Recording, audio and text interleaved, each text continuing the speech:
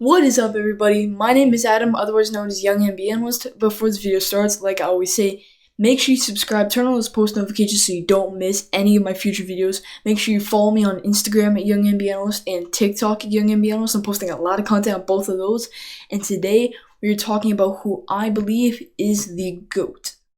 Who the GOAT of basketball is. So let's get into the video. So my pick for the GOAT debate, the person who I think is the greatest basketball player of all time, is Wilt Chamberlain. Yes, Wilt Chamberlain is my GOAT. I know it's not the most popular pick, and a lot of people pick Jordan or LeBron, but personally I think it's Wilt Chamberlain, and I know there are some people who would agree with me on that. So I'm just going to explain to you in this video why I think Wilt Chamberlain is the GOAT. Wilt Chamberlain is my GOAT, and one of the main reasons for arguments against why people say Wilt is the GOAT, one of the most common ones is that, oh yeah, he played back in the 60s and players weren't as good back then, so how can he be the GOAT? That is a very common argument, and I'm going to debunk it right now.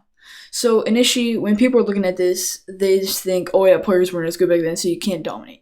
But they don't look at things from other perspectives, right? Like, a lot of the stars in that era, like Bill Russell, Jerry West, Oscar Robertson, and those other guys, they could probably play in today's NBA, and same with Wilt Chamberlain. It's amazing to think that, like, he could only play in that era, and that's why he dominated. No, he could probably play in today's era as well. And the game would probably best suit him. He actually said in an interview in the 1990s, near the end of his life, he said that the game today would best suit me. And that was back in the 90s. Imagine today where like players aren't nearly even close to being as strong as Wilt Chamberlain. And yeah, that's pretty scary to me, to be honest.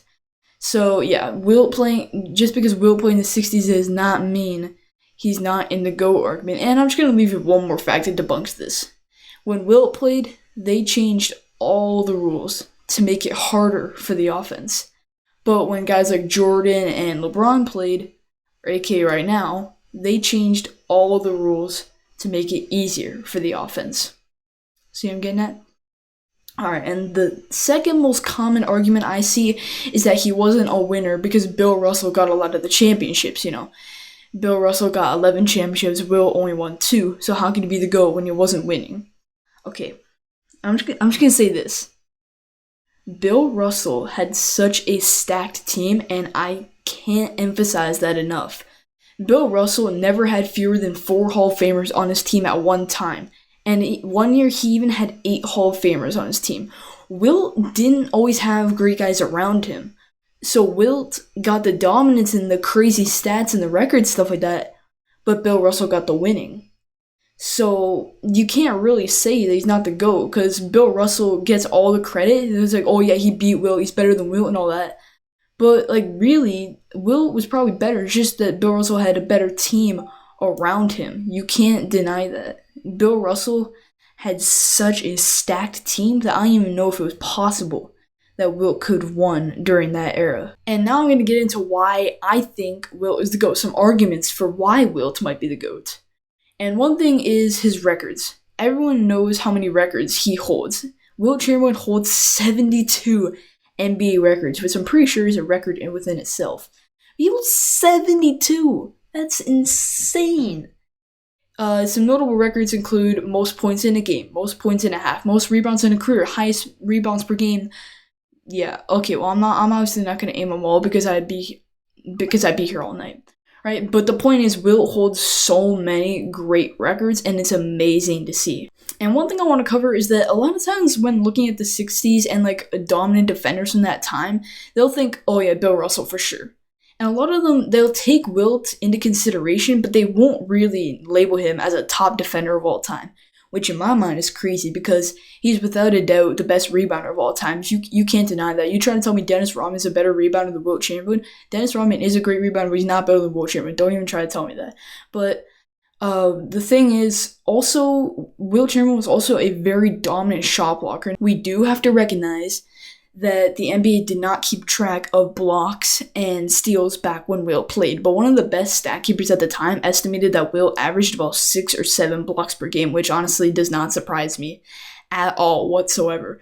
Wilt was crazy good on defense, and I feel like that's probably the most underrated part of his game. And now I want to finish off by talking about some of Wilt's crazy feats of athleticism. For one thing, he could routinely dunk on 12-foot hoops. That would mean that Wilt could jump very high, and he actually had an estimated vertical somewhere around 43 plus inches. Okay, to put that into perspective, it's 43 plus inches. Okay, so Wilt Chamberlain is 7'1", okay? And Michael Jordan is like, what, 6'6", something like that? So a 7'1" player has a comparable vertical leap to Michael Jordan. If that's not crazy, I don't know what is. And obviously, Wilt Chamberlain is the strongest player in NBA history. He used to bench press 500 plus pounds. At one point in his career, saying he could bench press 700, which I'm not surprised. Arnold Schwarzenegger has even said that Wilt is one of the strongest guys he's ever met. And also, Wilt is one of the fastest guys on the planet, too. Wilt could run crazy fast. He had a 4.6 second 40-yard dash in college. He was a track star. He did the high jump, shot put. But also, if you really want to know how great Wilt's speed is, legend has that at a party, Wilt Chamberlain and NFL running back, Hall of Fame running back, got into an argument on who's faster. So they went outside, raced, and Wilt Chamberlain beat him in a race. So then he wanted a rematch, and then again, Wilt Chamberlain beat one of the best NFL running backs in a race of speed. That's crazy. That's crazy. And he's 7'1". Unbelievable. Alright, so obviously you guys have your opinions and I have mine. And that's fine. I respect whatever opinion you have, and hopefully you can respect whatever opinion I have. I'm just here to tell you that I think Wilt Chamberlain is the GOAT. You may think it's someone different, and that's fine. It's one of the biggest debates in the sport. But with that being said, that'll wrap up today's video.